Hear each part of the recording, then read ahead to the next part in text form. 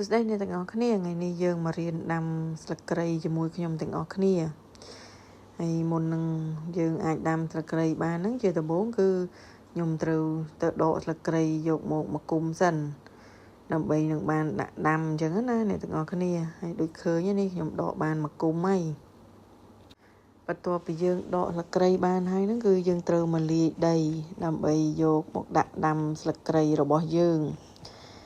ហើយការលាយហ្នឹងគឺខ្ញុំមានដី1ការុងកន្លះហើយនឹង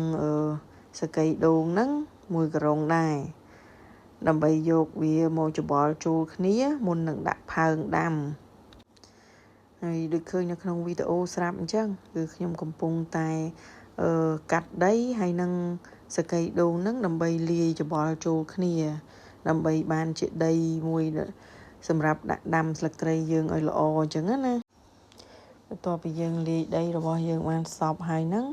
គឺយើងរៀបចំដាក់ដាំក្នុងផើងរបស់យើងហើយអញ្ចឹងខ្ញុំបានជោគដីហ្នឹងដាក់មកក្នុងផើងរបស់យើងល្មមត្រឹមពាក់កណ្ដាលទៅបន្ទាប់មកយើងយកស្លឹកគ្រៃហ្នឹងមកកាត់ឲ្យខ្លីល្មមដើម្បីឲ្យយើងស្រួលដាំអញ្ចឹងណាក្រោយពីយើងបានកាត់ហើយហ្នឹងគឺយើងត្រូវបំបែកស្លឹកគ្រៃហ្នឹងចេញជាមួយដើម្បីយើងស្រួលដាំហើយយើងបេះអាគៀនវាឲ្យស្អាតទៅដើម្បីយើងពេលដែលដាក់ដាំទៅគឺស្លឹកគ្រៃរបស់យើងនឹងដុះបានល្អតែម្ដងហើយសម្រាប់ការដាំស្លឹកគ្រៃរបស់យើងហ្នឹងគឺពេលដែលដាក់ដាំហ្នឹងគឺយើងដាំដាក់រៀង